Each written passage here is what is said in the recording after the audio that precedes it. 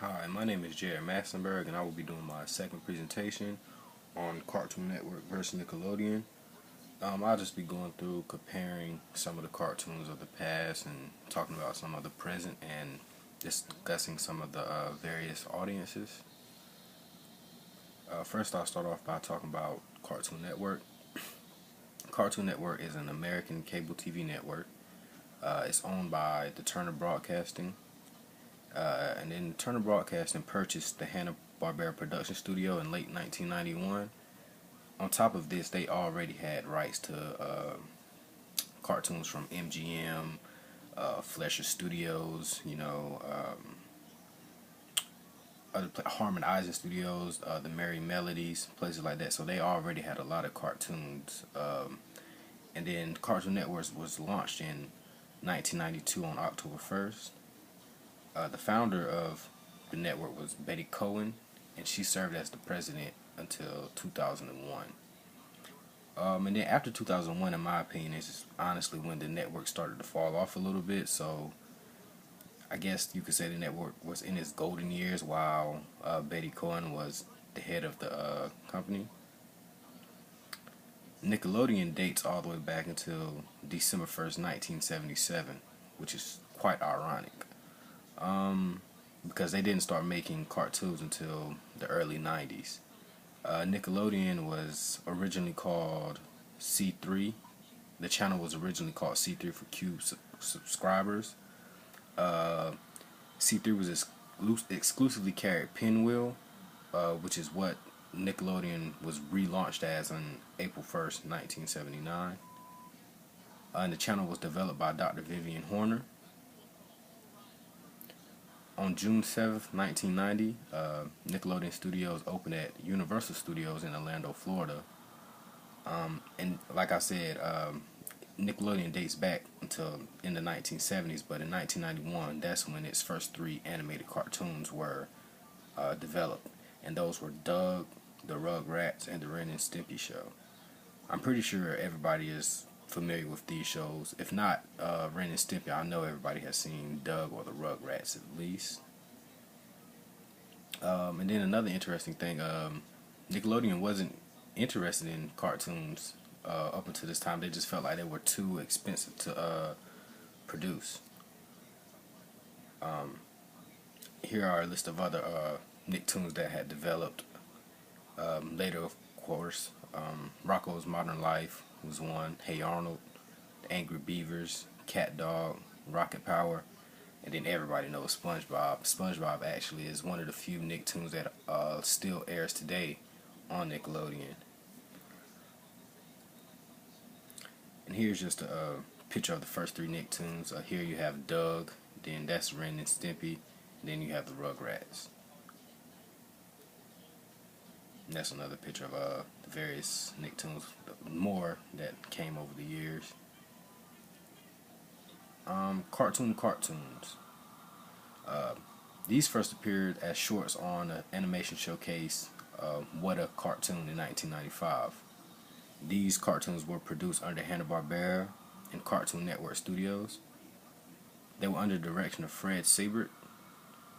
These cartoons aired throughout normally scheduled timings, but Friday nights were the time that they decided to make the decision to premiere new episodes of the cartoons. So Friday nights were the marquee nights to show off the new episodes of the cartoons. And this was called Cartoon Fridays. And then, I don't know if you guys remember, but this is when they would have a certain character from a particular show pop up on the TV screen, cartoon. That's one of the little promotion tools they used. And here are a list of some of the cartoons, cartoons. Dexter's Laboratory, which actually was the first cartoon that was made into its own series. And it was in 1996 that they announced that it would become a new series. And Dexter's Laboratory was just about a genius. He's, I guess you could say, the first Jimmy Neutron, which was on the opposing network of Nickelodeon.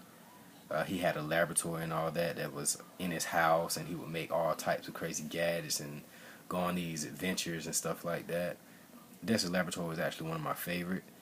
And then you have Johnny Bravo, Cow and Chicken, the Powerpuff Girls, Ed, Ed and Eddie, which is another one of my favorite cartoons. And then you have Courage the Cowardly Dog.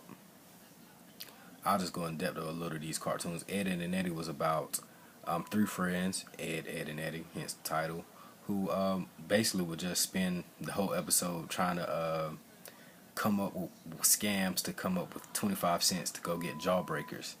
That's literally almost what every episode revolved around. And here's a list, not a list, I'm sorry, a picture of all the cartoons. They even have pictures of older cartoons. As you can see, that's Barney Rubble from the Flintstones. And they're all just gathered in the movie theater waiting to see the new cartoon, which I thought was a pretty interesting way to promote your shows or whatever. And these are the Nicktoons of the new millennium. You have the Fairly Odd Parents. It's told by Ginger, Invader Zim, Chalk Zone, Jimmy Neutron. Is why I mentioned he's kind of this network's Dexter, Danny Phantom, and you have Avatar: The Last Airbender. Around this time, I probably would say I was watching more of Nickelodeon, because during the new millennium, that's when I feel like Cartoon Network started to fall off. Maybe it's just because I was more so used to coming up watching the older cartoons, like Scooby-Doo, Huckleberry Hound, all those cartoons that they had previously bought over from other studios that they already had when they had launched their network, aside from the cartoons. So yeah, around this time, the 2000s, when I found myself watching more of Nickelodeon. And honestly, probably my favorite out of this list is Avatar, which was about this kid named Aang. The world was split up between different elements. You had earth, fire, air, and water, and each element had like their own group of warriors, and they were in battle, and it was about Aang, who was the Avatar, who had the ability to master all elements, and he had to save the world, and that's what that was basically about, which was a pretty good show in my opinion. And here's just a picture of the new cartoons that came in the Nickelodeon studios over the new millennium. You have Jimmy Neutron, Invader Zim, and then that's Avatar. That's Aang. That actually became a movie as well. Jimmy Neutron actually had a spin-off movie too. And these are the cartoons of the on Cartoon Network of the new millennium. Like I said before, I wasn't really watching as much of Cartoon Network around this time. Just a few that you may be familiar with: Samurai Jack, Codename Kid Next Door, The Grim Adventures of Billy and Mandy, Ben 10, and Adventure Time.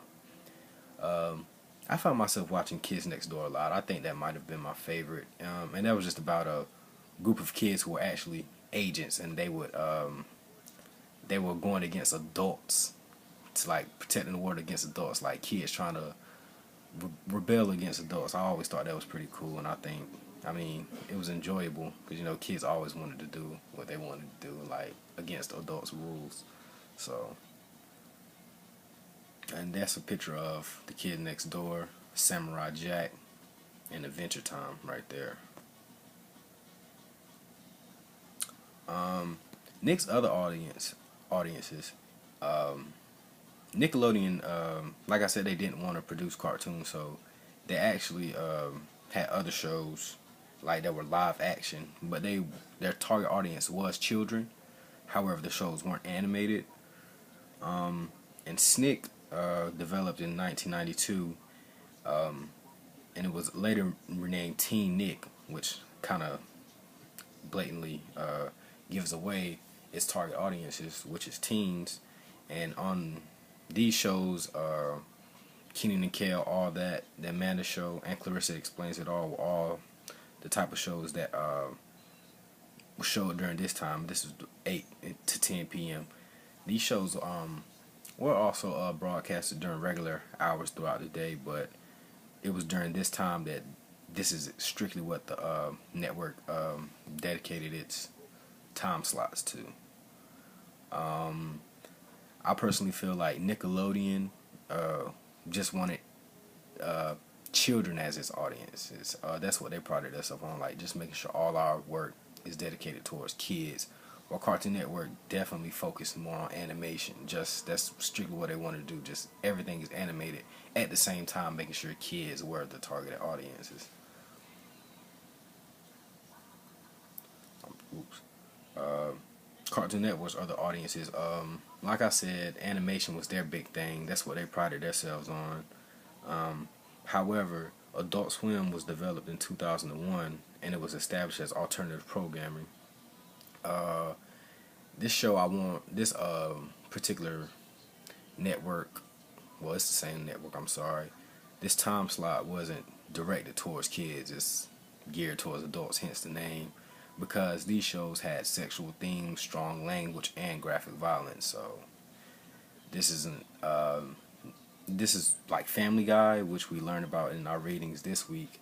These were the type of shows that had questionable views, like if children should watch them.